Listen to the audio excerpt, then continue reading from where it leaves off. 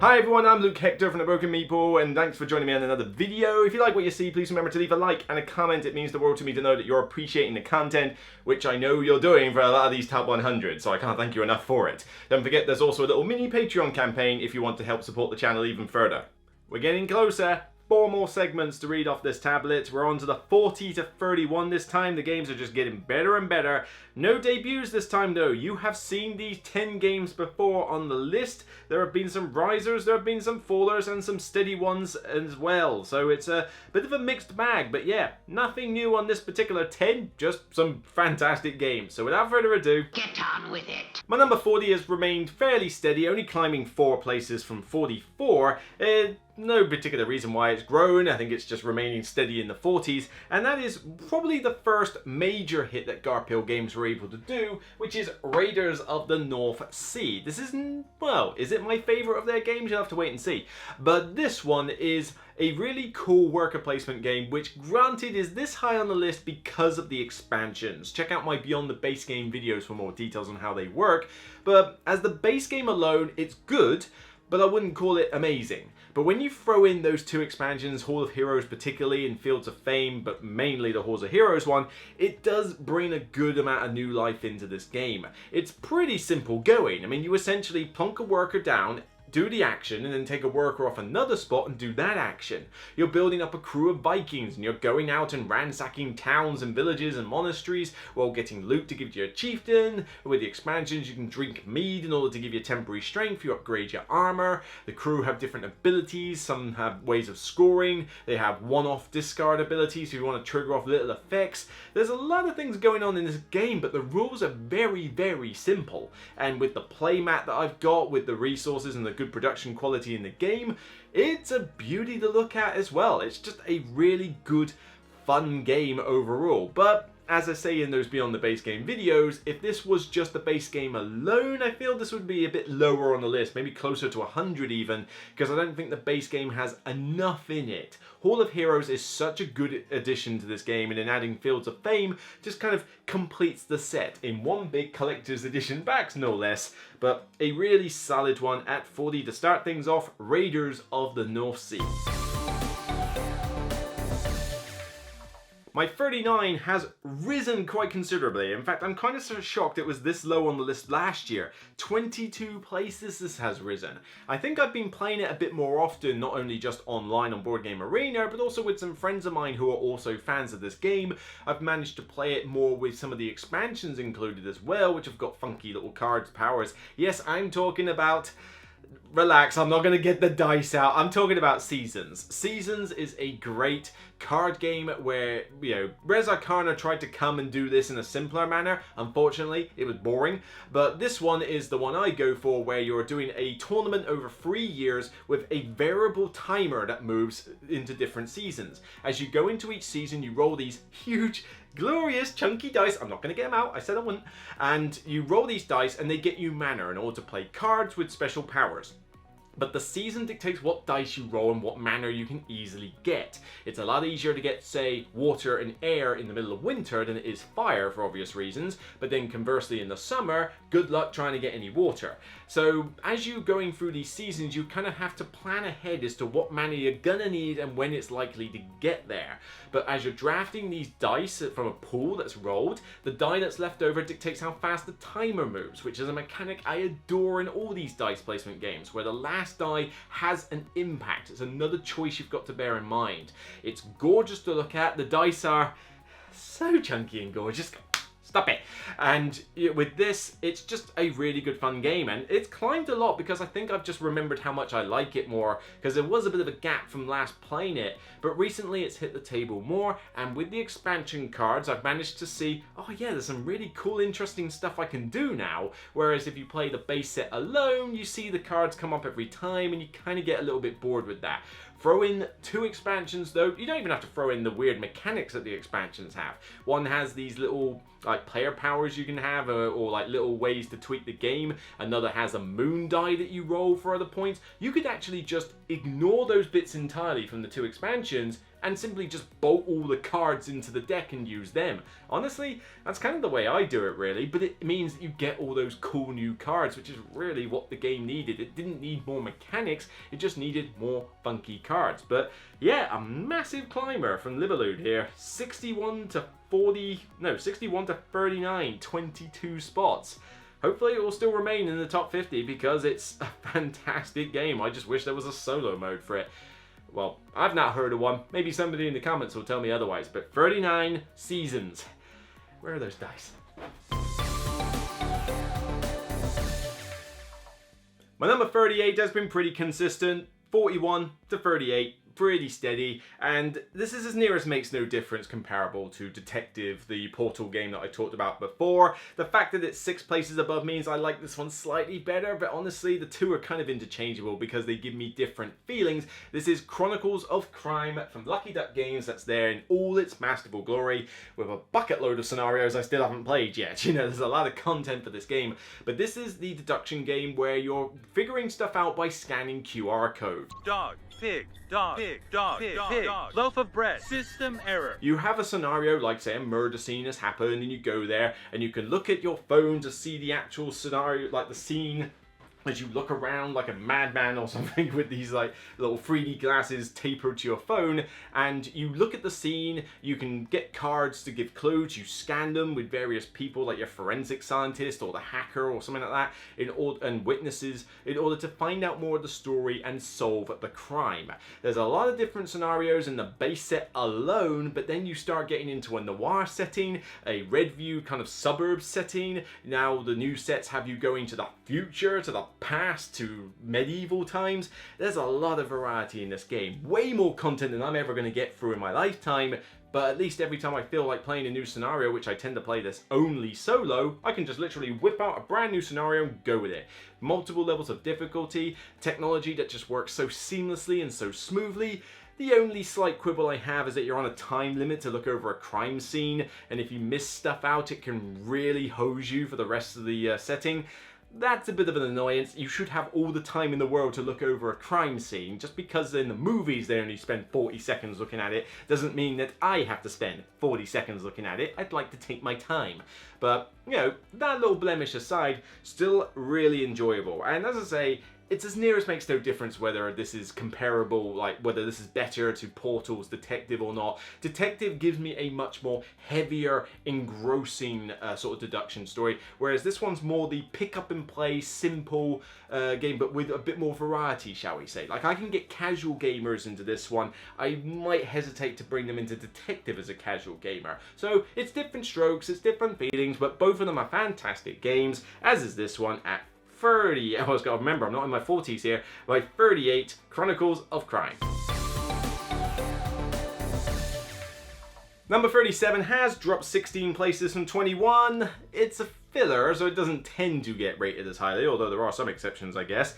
But this is still a fantastic two-player game. In fact, this has gotta be one of my favorite two-player games that I own. Yeah, this is definitely one of like the top 5 two-player games in existence. This is from Empress 4 Games, who do a lot of little games, and yes, I know the shelves look a little bit bare at the moment. I went to a convention recently and I haven't unpacked those games yet, but Empress 4 has one of their lines as the best game they've ever made, which is Hanamakoji. I have used this game so often when I've been teaching new players at Dice Portsmouth events or at conventions, or even just at the cafe saying, oh, we're brand new to games and, you know, me and my girlfriend here like to play games every now and again. Do you have a recommendation for 2 players? Hanamakoji. It gets brought out. I love this game. Such a simple rule set, such a basic premise. Here's a bunch of cards in front of you, geisha cards. You're trying to win favor over each geisha. Yeah, try not to think too much into the theme here. But you're trying to earn the favor of these different geisha, and you do it by collecting the cards that represent the items they use and having them on each side of your board, so it's a majority holding. So I hold 2 of the cards, you hold 1, the geisha's mine. Again, don't think too much into the theme. But that sounds pretty basic, doesn't it? But you have these 4 action tiles that you use, and each one has a thing like play a card and reserve it for the round, discard it out of the round, I pick, you choose. Like, here's 3 cards, you pick 2, I get the other 1. You know, here's 4 cards, you pick a pair, I get the other pair. And each of you has to do these 4 actions but when you do them, has a colossal amount of difference, even though it's not apparent. Because the earlier you do it in a round, the less information you have about who's winning what favor, but you have more choice of what cards to use. But if you use it later in a round, you have all the information there, but you don't have as much choice as to what cards to use. It's this wonderful conundrum that you find yourself in, and there's no right or wrong way to use the action tiles, but every time you play this game, no matter what order you do them in, you regret it by the time you get to the fourth one. It's just so clever. And if you can't make the winning condition after a round, you go again, but obviously you've got to win the favor back from certain Geisha while protecting your own. Oh, it's such a cool rule set. It looks gorgeous, easy to teach. I have never had this go badly with anyone I've showed it to. In fact, Emperor S4 practically owe me royalties on this game for the amount of copies I've sold of this when I've taken it to a Dice Portsmouth event, shown 2 people it, and they go up and they buy it. You know, it really does happen. And I am beyond excited for the fact that I have been sent not only a new version of Hanamakoji, so a bigger box with, you know, slightly different artwork, but the mini expansions. They've released 7 or 8 mini expansions for this game with different action tiles. And I mean, they're not revolutionary like changes, you know, they're rinsed and repeated a few times, but they're mixed in different ways. But 8 different ways that I can play this game, and a sequel to it called Geisha's Road that uses that similar mechanic. I cannot wait to play these games so badly. Oh my word. But yeah, this game, fantastic. Such a good 2-player game. If you have not tried Hanamakoji and you want an easy to get into but very clever and puzzly 2-player game, you are doing yourself a disservice if you don't try this one. Hanamakoji, it's dropped a bit, so it sounds like, well, why is it dropped so much if you're raving about it? Well, there's a lot of games I enjoy. It's not a big deal. It's still going to be in my top 50 until the end of time. Hanamakoji, fantastic. My number 36 has dropped 6 places from 30, no big deal in the movement. This is a Stonemaier game that, boy, does it get a divisive reaction from people. You either love this game like I do and think, oh, it's a really, really great game, it has its flaws, but still is so beautiful and pleasant and just a wonderful new idea. Or you hate its guts and you wish it would burn a painful death and you would be standing over the bonfire gleefully, like grinning like, burn, you dare. You know, really, it does get an abnormal reaction from people. And this is, of course, Wingspan. Wingspan, the very popular game from Stonemaier and Elizabeth Hargreaves, and it's just a wonderful, pleasant game. Tableau building, you're building up rows of birds with different special abilities, especially with the expansions where you've got the European birds and the Oceania birds that all have different like end of round powers, triggered powers, immediate powers. It's like all sorts of things going on, but it's just done with this wonderfully pleasant IP of birds. I even managed to taunt my dad this. Granted, it was a bit of a slog because they need really simple games and this game is not really simple, but he's a bird fanatic, so I had to try and teach him. But for everybody else, it just goes over really nicely. It's just it's easy to play, easy to learn, but it has a lot of depth because of the way that you trigger those bird powers. Is there a bit of luck in the game? Yeah, but it's an hour-long game, big whoop. It's not the worst offender for luck in a game. And even then, you can mitigate some of that luck, particularly the starting hand, by just simply incorporating a House Mulligan rule. I do it every game, and so why don't you? But it's just really nice. It looks absolutely gorgeous on the table, particularly if you get the playmats from Lizard Den. They've got some beautiful ones there that you can use on there. But on top of that, you've just got those little mini eggs, which it's always tempting to eat them because they do look like chocolate mini eggs. But on top of that, you've then got the birds themselves with gorgeous artwork. It's just such a beauty, and I enjoy playing this game with 3 or less players. Yeah, that is the one caveat I have with this. 4 players is okay if you all know what you're doing. I will refuse outright to play this with anybody with 5 players. It's got a great solo mode, but solo, 2 and 3 player is your sweet spot with Wingspan, and if you do that, you're in for a good time. But it does drag on a bit with too many players.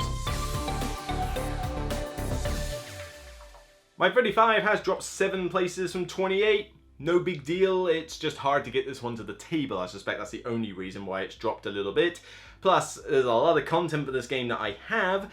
even more that I've now kickstarted, but I don't know when I'm going to get the time to go through this game with that much content. It is a colossal box from AEG, and it's definitely a niche game. I talk about things like Gloomhaven and that being a niche game, and technically I still feel they are, but this is definitely a even more niche game, and that is Edge of Darkness. Edge of Darkness is basically the big mother of the card crafting mechanic that John DeClaire has done, mixing the card crafting mechanic with a communal display of cards that you're individually crafting, then with worker placement, then with a cube tower that basically represents threats that you're going to fight, along with all these different action boards that you can tailor with every game, whether it's a specific scenario or just mixing and matching. Wow, this game has a lot going on in it. And wow, do I love it. It's such a cool, unique game. There's no other game like it. The card crafting mechanic is fun already, and you're forced to do it every turn, so you're always getting to craft something. But then the cards go into a communal deck and into a tableau row where it's possible that other players could use the cards that you've made. Yes, you get some money for them doing it, but maybe you want the card to use. So it's a bit annoying that you've made it so good that your opponents keep nicking it. So you have to keep adapting to what's there and craft different cards, make it a little less tempting, focus on a strategy that your opponents aren't gunning for so they won't necessarily take your card. But then sometimes you want them to take your card because you'll get it back eventually and you'll be able to use it, not to mention you'll get a bit of cash. So it's a weird balance to get into play. But it's definitely a bit overproduced. I mean, you do have a huge box with this weird cube tower that has 3 cards put on it. You drop cubes in it, and depending on when the colors come out and what quantity they're in, represents which monster attacks you. Although it is clever that the reverse side of the advancements that you put in the cards to craft them represents the monster that could potentially attack you. It's got a decent theme, and even though the story behind all the scenarios is not particularly gripping or really anything you care about, the fact that you can have all these different locations, like 20 plus locations in the base set, and then with the expansions you can go out into like desert lands, a frost haven type thing, and the newest one I think is going to be a very druidic style one that I've kickstarted, the what's it called? I can't remember if it's all the wild or something, but whatever, you know, there's 3 expansions of this game, so I've got a lot of content for this game already, and more on the way. It's definitely not an easy game to get into, but it has a wonderfully good, well-implemented solo mode if you want to play it only solo, and certainly with 2 or 3 players, it's an absolute blast.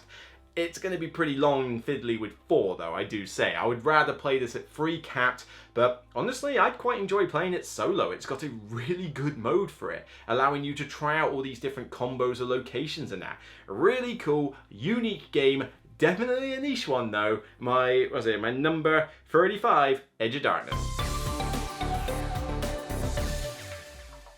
My number 34 has risen 15 places from 49, and a lot of that has come down to the Days of the Siege campaign that I've played for this. Yeah, you know it, it's this War of Mine. This War of Mine is one of the best story-driven games I have played. It is wonderfully gritty and dark and miserable, which doesn't sound like something that should be high praised, right? No, honestly, this one is just really represents that kind of war-torn civilian type setting. You know, like you're not involved in the war itself that's going on, it's the fact that you're dealing with the ramifications of said war, surviving, scrounging for food and supplies just to get a bit of water to feed yourself the next day, keeping your morale up, because if you get too miserable you just end up going out and committing suicide or doing something insanely nasty. It's really dark, especially with the Days of the Siege campaign, and that's why this has risen, because I played through that campaign. It's an expansion. Check out my Beyond the Base Game video if you want to find out more. But it's one of the best campaigns I've ever played. It changes the rule set to introduce new elements while keeping some of the old stuff intact. But the story that you play through it is, again, gripping, it's intense, the choices you make have major ramifications, so I could play through this many different times and come up with all sorts of different story elements that I never found. And you get so invested in the characters, you want them to survive, you want that orphanage to do well, and you put all your effort into keeping the orphanage going, only for it to then go south at the end. It's like, oh god, it's painful. You know, again, I go into this in more detail in my review, but I just think the only thing that lets this one down is that I wish it probably had some app implementation. You know, it could really use something, not like for just the story element, that's fine, I think there is actually an app for the story element. I mean to handle maybe some of the fiddliness that the game does have. But it's got a very good tutorial book to get you into the game. It's definitely hard as nails, like this thing is gonna beat you down relentlessly. But you throw on the This War of Mine soundtrack from the PC game and play this with like 2 or 3 survivors, maybe one of the scenario sheets in the first expansion, and you're in with one of the most immersive board games that exists on the planet. It is that great for immersion. It's dark, it's gritty, it's depressing at times. You gotta be comfortable with that setting. If you want something that's a bit more happy-go-lucky la-la-la thing, this is not the game for you, trust me on that fact. But if you want something dark, there's very few games that you can get that's better than this one. I already mentioned, I think, Tainted Grail a while back. This is the other one in that dark lineup of games that for some reason I just get a kick out of. What's that say about me? I don't know. I'm generally a happy person. Maybe I just like a dark setting to balance it out a bit. I have no idea. They just tend to make for much more interesting stories. This War of Mine sitting very well now at number 34.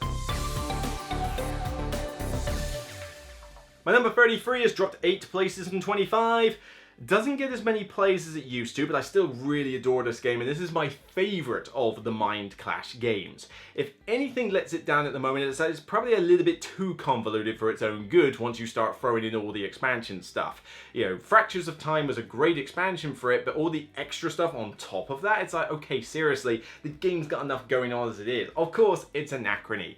Anachrony from David Turczi is my favourite of Mind Clash's games. This represents time travel so well. I cannot believe that it's so hard to get time travel right, but this one does it. You essentially are preparing for a meteorite that's going to hit you. Like I say, this is one of the most immersive Euros in terms of a theme here as well. You're preparing for a meteorite that's going to hit. You're planning for the evacuation, but you want to be the faction that kind of rises out of the ashes and takes over once everything goes on. You know when it's going to hit, so you're prepping for it. You're getting buildings, you're getting employees to like work those buildings to get your resources, you're preparing for the evacuation, you're researching big mega projects, but also it's got the most wonderful concept of a debt system ever. You essentially can go back in time because everybody's got, you know, time travel technology, but it's a little messy. It causes paradoxes and you might be in trouble if you're not careful.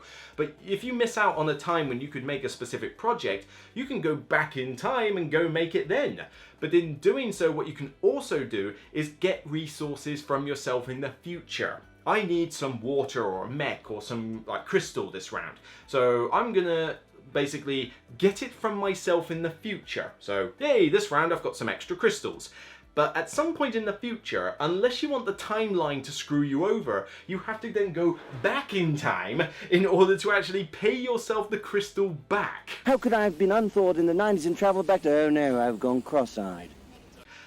I've never seen time travel theme done so well like that. It's wonderfully clever, it's wonderfully thematic, and you can throw in as many different time travel movie references as you can. It's difficult not to quote something from Back to the Future when you're playing this game. 1.21 gigawatts! It's very heavy. It's got a lot of rules. It's got all sorts of modules that complicate the game even further that I will refuse to use because frankly it's too complicated as it is already. You know, not too complicated, but it's very complicated.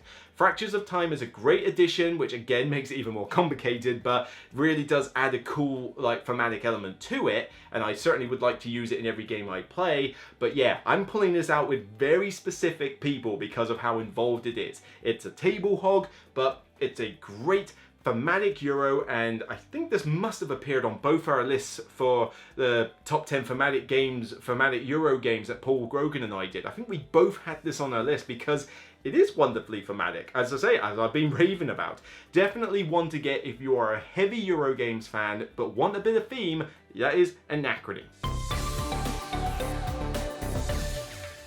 My number 32, one spot from 33, it's gained. Wow, it's slowly rising up. Although I'll be interested to see if the Cold War expansion for this is going to make it go higher or keep it about the same and it will just drop. This is the Manhattan Project Energy Empire, which is the one of the 3 games that have been released in this line that I put my stock behind. I like Manhattan Project sort of. I wasn't a big fan of 2 Minutes to Midnight. This one though, which definitely feels like a spin-off outside of the range, is definitely a fantastic game though. The rule set for what is a midweight Euros is very streamlined, so smooth, it doesn't feel like it's got clunky moving parts. You essentially are building power plants to get energy to build buildings that can get you points or trigger off various effects. But using certain power plants generates pollution on your little mini map. So air, land and sea, you could get pollution or even nuclear waste, and you gotta clean it up. Or else, I'll turn you into a f***ing tree.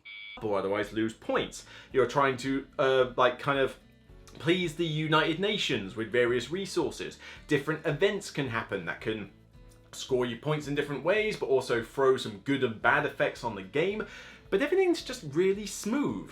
Acquiring the buildings from 3 different sections is easy to do. Getting the power plants with these cool custom dice, you know, do I want to get water, do I want to get hydropower or solar power? It doesn't give me much energy to use on the buildings, but it's clean, it's reliable. Or do I go for the full nuclear waste die, which costs a bit more to build, gets me a ton of power, but is almost certainly going to generate me nuclear waste on a regular basis that I've got to clean up.